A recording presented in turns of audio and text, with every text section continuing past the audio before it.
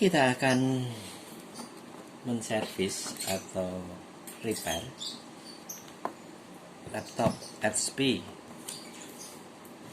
Apa kerusakannya? Ini overhead processor. Jadi kalau digunakan, dinyalakan itu berapa menit atau berapa jam, nggak nyampe jam biasanya, terus mati sendiri karena prosesornya panas. Penyebabnya kenapa prosesor panas itu, kalau yang ringan tuh biasanya pasta, prosesor pasta atau apa ya, pasta ya, semacam pelumas atau grease yang menempelkan tembaga pendingin dengan sirip pendingin dengan prosesor, sehingga dapat menyalurkan panas yang muncul dari prosesor diserap oleh kepengan pendingin yang suhunya diturunkan oleh kipas. Dan kalau kipas tidak berjalan dengan normal atau berputar dengan normal, otomatis sirip pendingin akan cepat panas dan menyebabkan overheat atau kelebihan panas pada prosesor.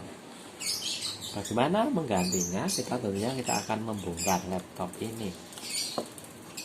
Apa yang bisa disediakan untuk membongkarnya? Membongkarnya tentunya pakai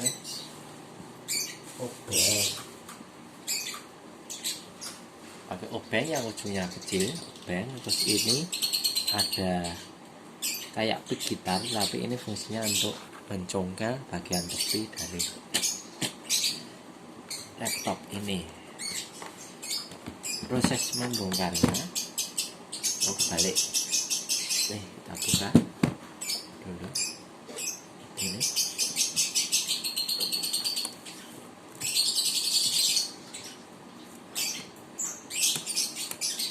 Kita lepaskan baut yang ada di bawah laptop. Baterai kita lepas dulu dengan cara ini, kita dengan kuncinya lock. Kita lock ini, digeser ini, otomatis ini buka ambil dan melepaskan baut-bautnya.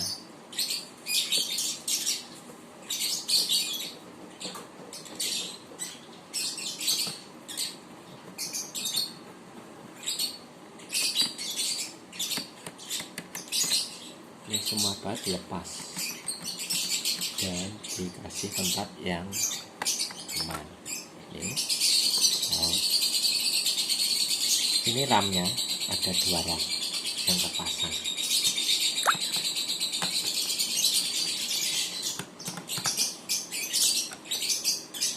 Ini tempat hard disk. Ini kita copot semua biar memudahkan untuk membuka, termasuk DVD ROM-nya kita lepas.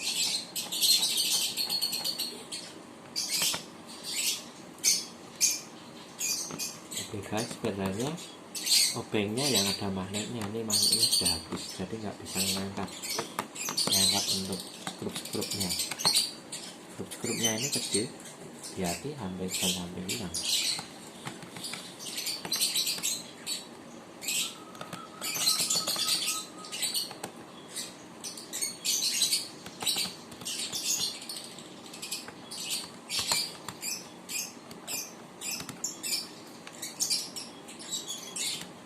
Buka satu, kita lepaskan untuk hadisnya, hati hadis jangan sampai jatuh karena merusak untuk disnya.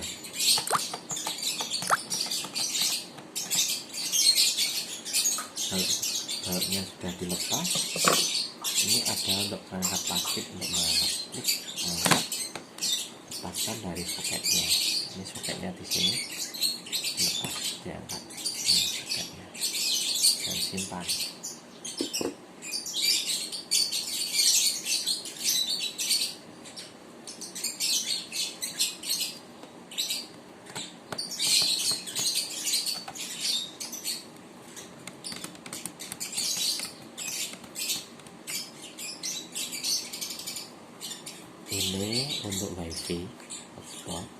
Ini kan, ini tempat hard disk. Kita lepaskan untuk kalau baut sudah kendor. Sebenarnya kalau diangkat gini, kalau obengnya ada magnetnya cepat. Tapi kalau ini kita balik biar bautnya padam pas. Ini ambil satu persatu, biarkan di tepi.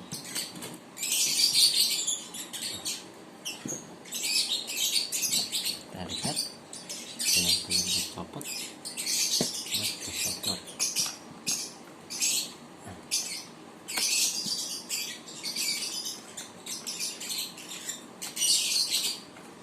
Yang tipe-tipe lama itu agak banyak bautnya.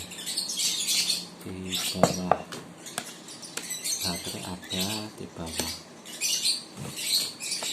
jadi harus membuka atau mencopot semua. Tapi yang tipe lama baterainya karena di dalam, itu tinggal buka casing, buka semua. Bautnya nggak begitu banyak.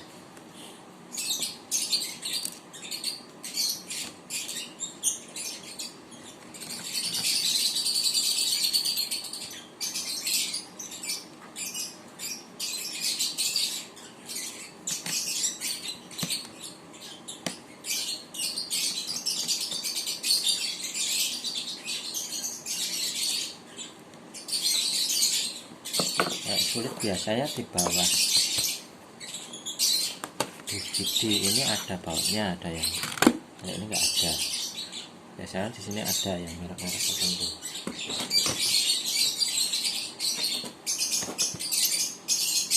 Cara membuka, kalau sudah dilepas bautnya semua, dibalik lagi, dibuka, terus siapkan mencongkel tadi yang kayak big besar tadi. Apa ya?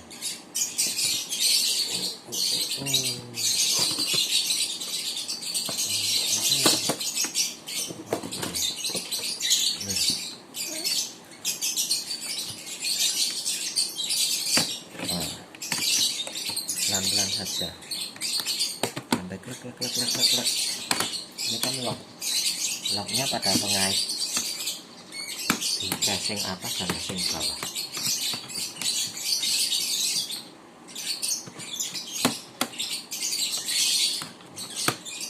Buka ini, kalau bautnya keyboard bisa dilepas.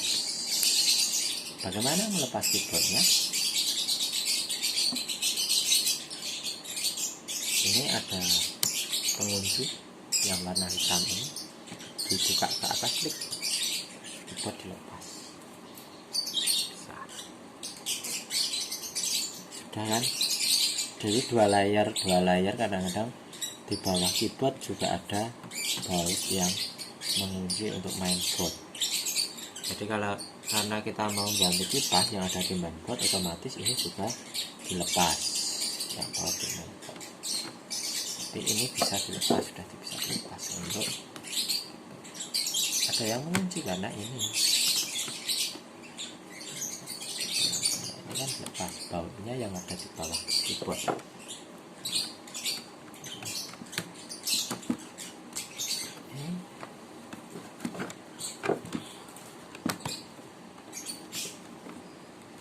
Kalau masih susah, biasanya ada satu baut atau dua baut yang masih tersisa belum kelepas.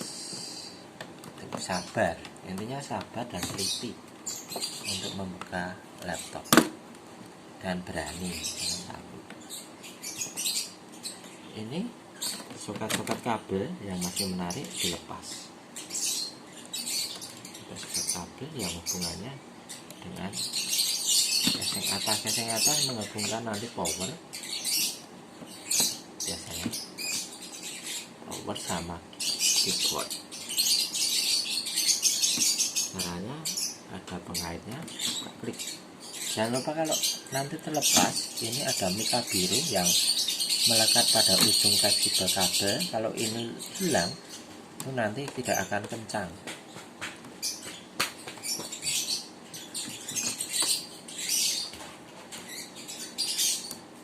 Jadi ini jangan sampai hilang ya.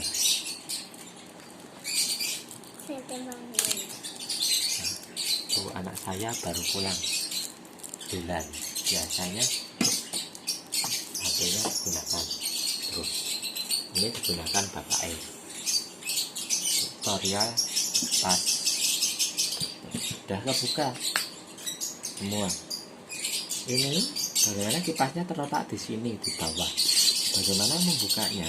Kita harus mengangkat mainboard ini. Belum melepas mainboard ini, ada soket-soket kabel yang terhubung harus dilepas. Nih, ini ke light, ada yang ke power, ada yang ke layar, ada yang ke USB port. Semuanya harus dilepas satu persatu. Ini kan lepas, jangan sampai hilang. Nanti dikembalikan seperti semula. Ini ada baut-bautnya, dilepas juga untuk menyopot mainboardnya.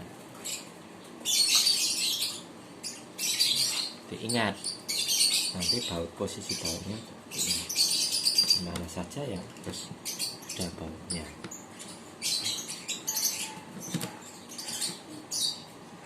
Ini soket ke LED layar.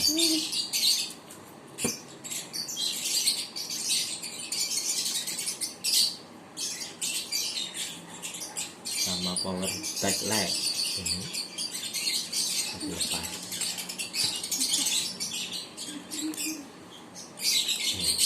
Ternyata belum. Kalau belum bisa diangkat, dicari baut yang masih mengikat. Dimana baut-baut yang masih mengikat, itu kita lepas. Dibalik, kalau dibalik ini karena ada wifi modulnya yang biasanya karena terletak di bawah casing, ini harus dilepas biar bisa mencopot mainboardnya. Hanya ditarik cet. Ini juga pas, sudah terlepas ya. Bautnya jangan sampai hilang. Ditarik lagi. Hati-hati karena ini untuk ada engsel, bautnya kan sudah dilepas, jadi hati-hati untuk membuka biar nanti casingnya tidak patah pada bautnya. Ini dilepas juga semua soket-soket ada kabel. Diingat nanti soketnya jangan sampai salah mengendalikan. Ini di kipas juga ada bautnya satu sih.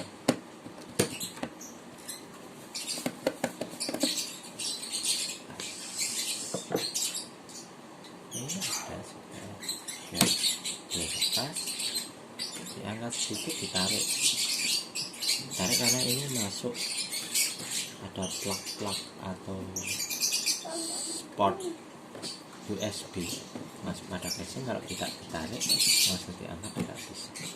Pelan-pelan dan sabar. Sudah diangkat, kita ambil mainboardnya dulu. Set.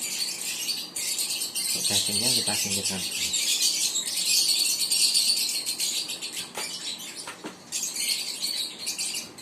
Langkah berikutnya ini kita mengganti kipas ini.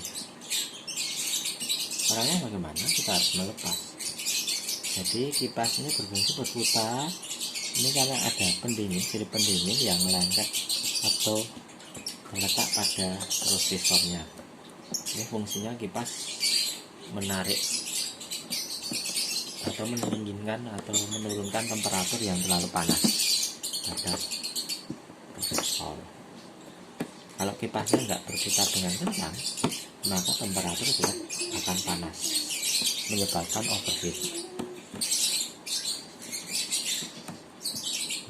Ini prosesornya ada pastanya yang warna lagi. Apakah sama? Lihat,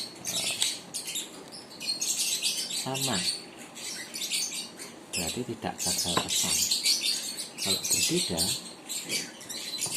yang obeng kecil kemarin mana? Bukan? Obeng kecil yang kemarin untuk mana? Ini ada baut yang mengikat kipas. Jadi ganti kipas yang baru kita gantikan ke kipas yang lain. Terima kasih. Ya. Caranya bagaimana? Baut-baut kecil ini sangat kecil biang. Jangan lupa ini sirip-sirip ini harus dibersihkan. Ini kemarin sudah bersihkan, tetapi ternyata yang bermasalah kipasnya. Maka saya inden kipas di online, karena tak tanya di toko spare part yang ada di kota ini baru kosong. Kita lepas.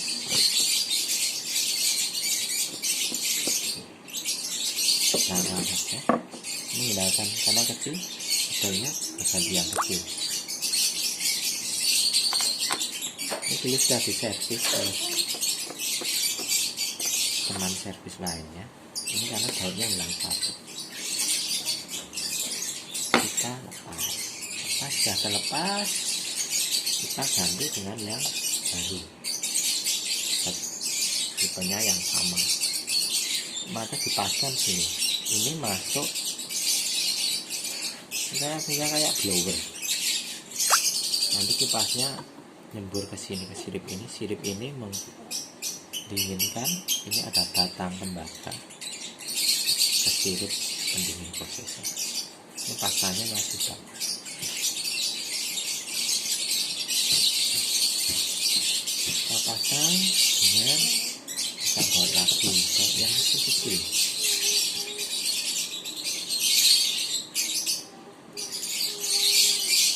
Pasang ya.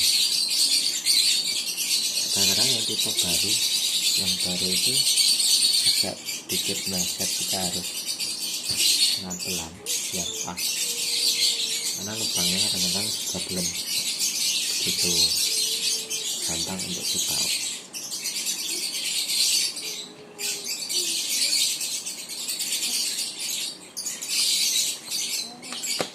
Kami dengan burung suara agak kecil.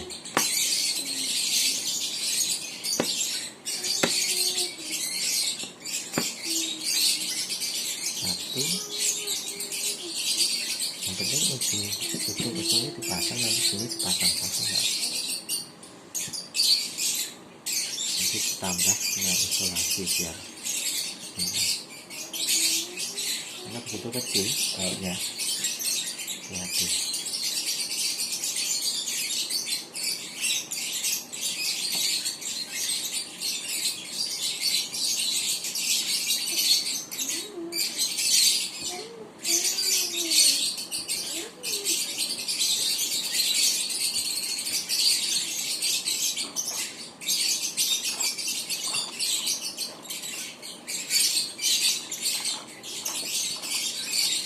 Ambil magnet dulu untuk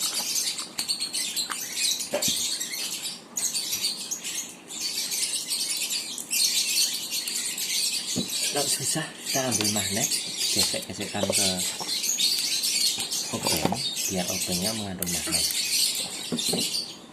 Ini mudah untuk mengalir.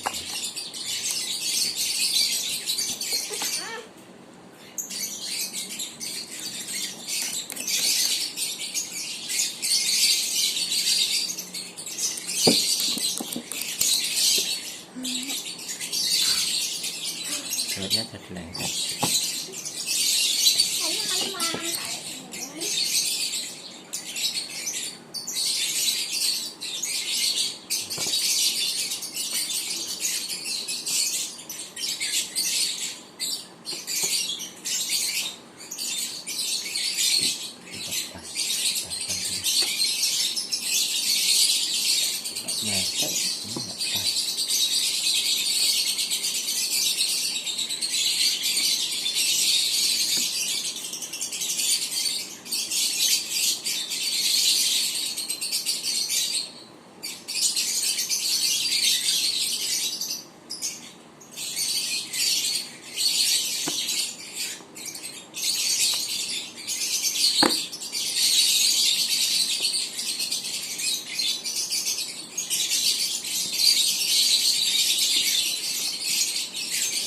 yang kecil-kecil banget. Ini lubangnya juga kecil.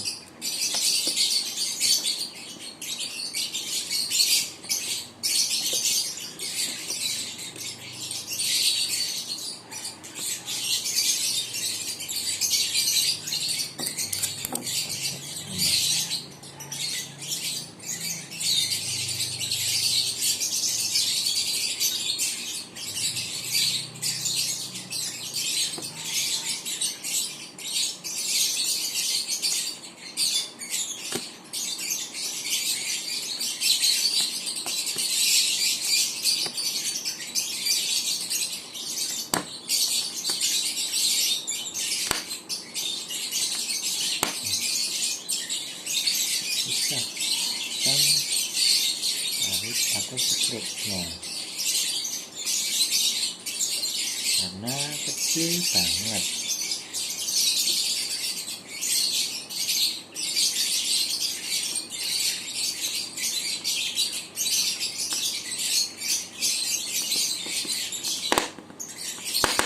Sampai kenceng biar angin ya keluar.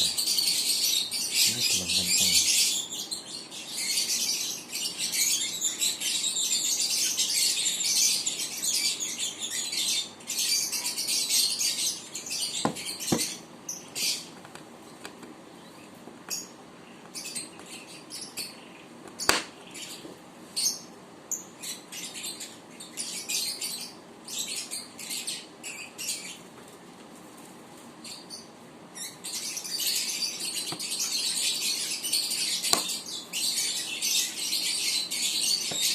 Biar angin tetap di dalam menjadi cyclone berputar berembus di sini. Ini sebenarnya tidak boleh ada yang keluar. Ini agak beda sedikit dengan ujungnya. Jadi ini nanti kita isolasi saya serah isolasinya. Kita pakai isolasi kecil bening.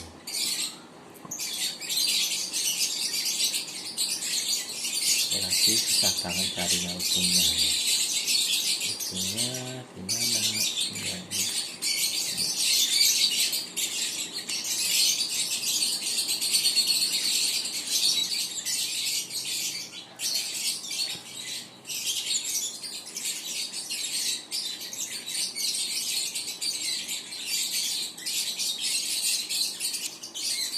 Ini sudah diisolasi keliling, jadi diusahakan ini rapat.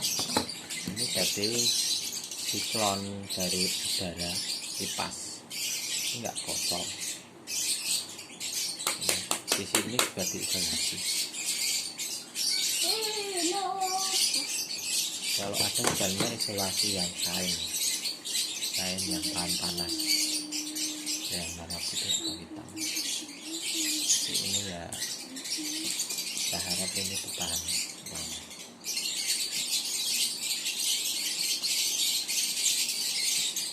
Oke, kita pasang di mainboard. Kita ratakan dulu pasangnya pada kornya di dindingnya. Karena ini masih lembek, nggak usah diganti. Ini diganti kalau sudah kering, terus ganti.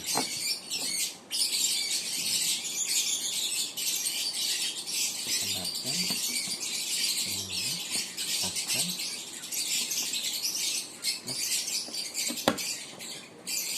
Akhirnya kita kencangkan, otomatis ini merapat pada. Hati-hati, saya sampai menekan mainboard dan patah.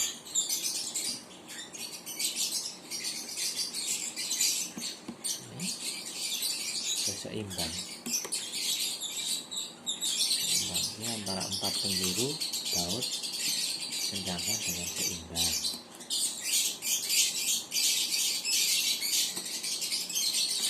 Jangan dikencangkan dulu satu, nanti lainnya belum kencang. Nanti menekannya tidak rata. Oke, benar-benar kencang.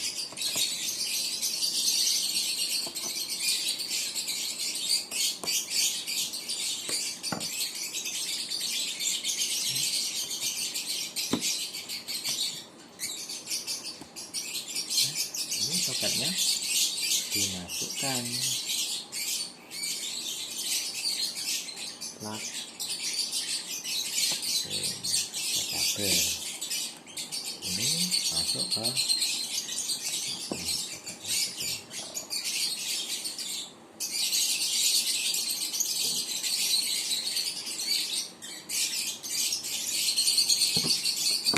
kelihatan.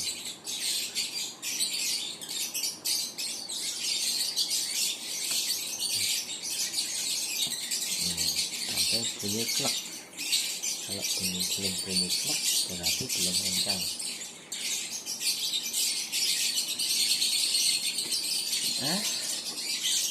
Sekarang ambil casingnya, dipasang kembali.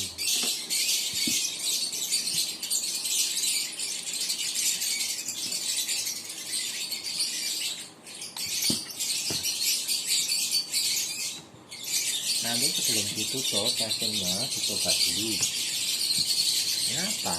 Biasanya kalau nggak dicoba dulu sudah terlanjur ditutup rapat semua dan ternyata tidak bisa menyala. Jadi sia-sia membuang tenaga.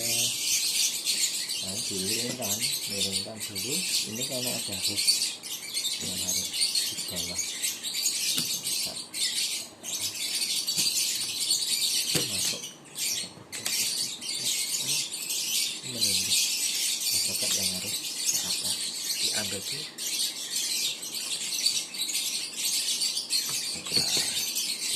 Posisinya di atas.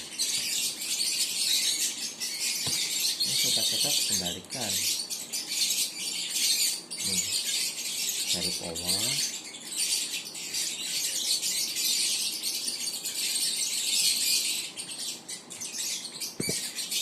Terus ini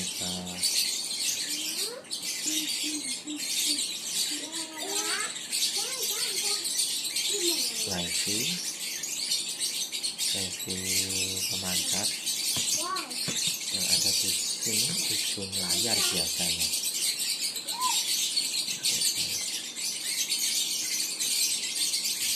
Terus dipasang lepas.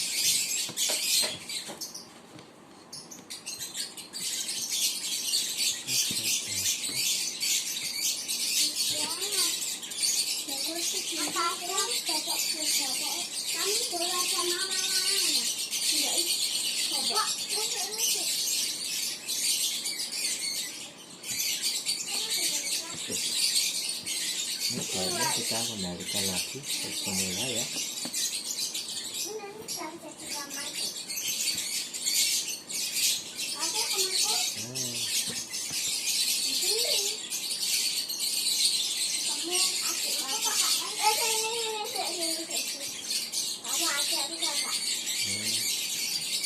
Anak saya bawa temannya.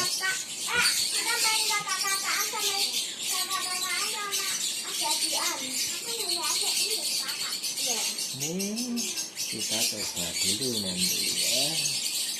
Nyala enggak? Karena tombol power di sini ini harus dipasang dulu. Kalau nggak dipasang nggak bisa.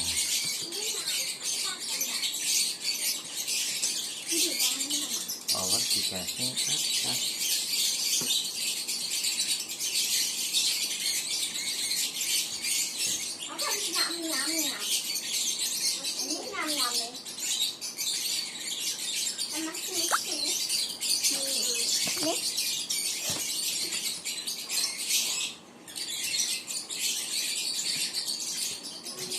Pasang casingnya dipasang dulu.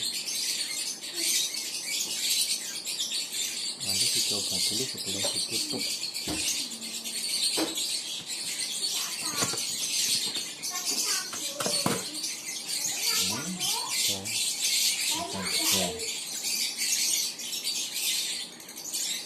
Kalau nggak dipasang nggak kenceng, ditutup.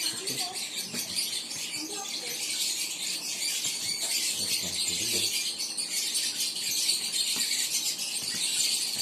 Kita pakai adapter. baterai dilepas.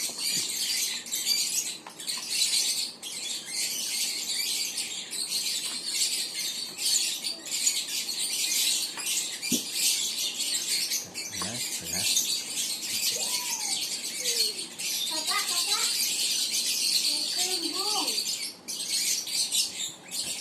Kita coba bisa nyala enggak?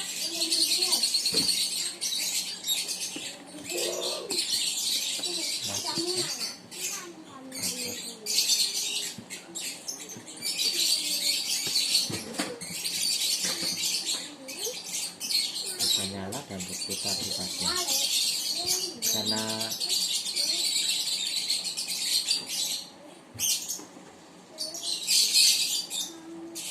hadisnya belum kepasang, jadi no bootable device. Ini saya pause videonya, saya pasang tapi tidak saya dokumentasikan untuk mempersingkat video.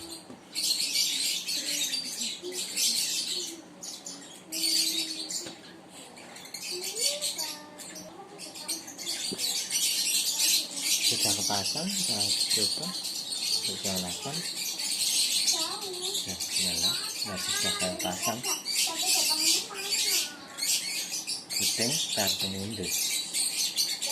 Ini tadi untuk tutorial pemasangan kipas untuk laptop merek HP tipe G42 dengan langkah-langkah sebagai berikut. Semoga bagi teman-teman yang mau memasang atau mengganti kipas dapat menjadi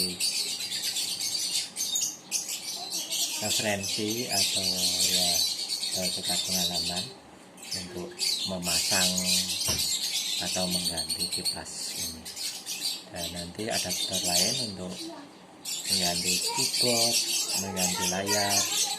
Itu silahkan ikuti, like, subscribe, dan share tentunya kalau ini memang berguna. Dan kadang-kadang kalau kabel FDX, kabel yang ke layar itu kurang kencang, itu nanti biasanya layar itu kurang penuh. Itu biasanya cuma kabel yang ke layar itu kurang kencang ya. Itu saja, terima kasih, dan jangan lupa subscribe ke channel saya biar bisa membantu teman-teman untuk pedagang lainnya. Terima kasih.